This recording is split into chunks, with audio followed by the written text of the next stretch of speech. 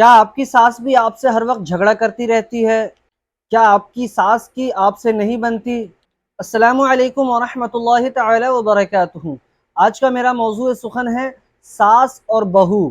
ساس اور بہو کا رشتہ یوں تو بہت ہی خوبصورت اور احترام کا رشتہ ہے، لیکن ہمارے معاشرے میں ساس بہو کو اکثر دشمن کے روپ میں پیش کیا جاتا ہے۔ ساس اور بہو کے درمیان نوک جھوک تو رہتی ہے، لیکن سوشل میڈیا پر بہت ساری ایسی کہانیاں ہیں جو ہمیں بہت مختلف طریقے سے دکھائی جاتی ہیں، اور بہت وائرل کہانیاں ہیں، جس میں سے میں ایک آج آپ کو بتانے جا رہا ہوں۔ یہ کہانی کچھ اس طریقے سے ہے کہ ایک بہو جو اپنے سسرال میں بہت لیٹ سے سو کر اٹھی، تبھی اس کو ساس کی چیختی آواز سنائی دی، صبح جلدی اٹھ جایا کرو، ہم لوگ 6 بجے ہی چائے پی لیتے ہیں، تمہاری یہ عادتیں ہم لوگ برداشت نہیں کریں گے، تمہاری ماں کا گھر نہیں ہے۔ بہو نے کوئی جواب نہ دیا اور اپنے کمرے میں گئی اور ایک ڈائری، پین اور 2 بیگ لے کر واپس آئی اور کہا کہ ساسو ماں، یہ وہ لسٹ ہے جو شادی سے پہلے آپ لوگوں نے میرے گھر بھیجی تھی، آپ ملا لیں، کوئی چیز کم نہیں ہے۔ ہونڈا سٹی کار 15 lakh, smart T V 40,000، fridge 25,000، washing machine automatic 25,000، mixer اور سارے الیکٹرانک سامان 1,60,000، صوفہ، ڈائننگ ٹیبل، چیئر اور ڈبل بیڈ 1,30,000، نقد 5 لاکھ، اور یہ رہی ان سب کی رسیدیں۔ اب لوگوں نے اپنے لڑکے کی قیمت لگائی، میرے والدین نے قیمت ادا کر کے میرے لیے شوہر خرید لیا کہ لڑکی کیسی ہونی چاہیے اور کتنے بجے سونا اور کتنے بجے جاگنا چاہیے۔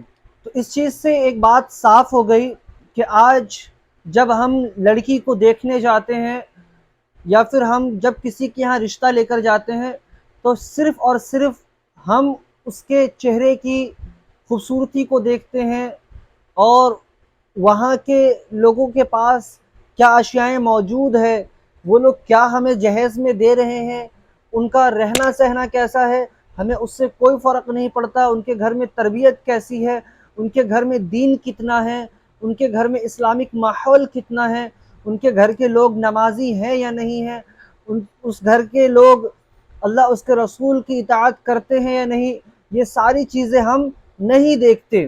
اور پھر اس کا نتیجہ کیا نکلتا ہے؟ جب لڑکی گھر آتی ہے تو پھر ہم اس میں وہ چیزیں تلاش کرتے ہیں جو ہمیں پہلے تلاش کرنی تھی۔ پھر ہم شادی کے بعد اس کو کہتے ہیں کہ ارے بہو، تم تو نماز نہیں پڑھتی، ارے تم تو روزہ نہیں رکھتی، تمہیں تو قرآن پڑھنے نہیں آتا، تمہیں یہ کرنے نہیں آتا، تمہیں وہ کرنے نہیں آتا۔ حالانکہ یہ چیزیں تو پہلے آپ نے دیکھنی تھی نا۔ پھر آپ کہتے ہیں کہ آپ کی تربیت صحیح نہیں، آپ کے خاندان والے صحیح نہیں ہیں، اور کیا کہتے ہیں، آپ کو اچھے طریقے سے پالا نہیں گیا ہے۔ یہ ساری باتیں جب آ جاتی ہیں ساس اور بہو کے درمیان، تو پھر یہاں سے گھر ٹوٹنا شروع ہو جاتا ہے اور گھر کے اندر درار پڑ جاتی ہے، اور پھر بہو اپنے شوہر کو طرح طرح کی باتیں بتاتی ہے، پھر ساس اپنے بیٹے کو طرح طرح کی باتیں بتاتی ہے، اور یہاں پر رشتہ پوری طرح سے ٹوٹ جاتا ہے۔ اور ان سب کا ذمہ دار کون ہوتا ہے؟ ان سب کا ذمہ دار ہم خود ہیں۔ ان سب کی ذمہ داری ہمارے اوپر ہے کہ ہمیں کیا چیزیں دیکھنی چاہیے اور کیا چیزیں نہیں دیکھنی چاہیے۔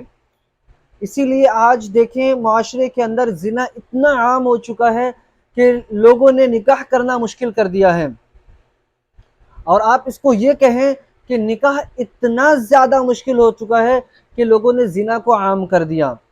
بھائی، غریب کے پاس اتنی استطاعت نہیں ہے کہ وہ آپ کو وہ مال اتنا سارا کیا کہتے ہیں ذخیرہ آپ کو جمع کر کے دے سکے جس کی آپ کو خواہش ہے۔ آپ کو وہ ایک اچھی لڑکی دے سکتا ہے جو ایک دیندار ہے، جو کیا کہتے ہیں اچھی تربیت کی ہے، حالانکہ وہ کس کو چاہیے؟ وہ تو کسی کو نہیں چاہیے، ہے کہ نہیں؟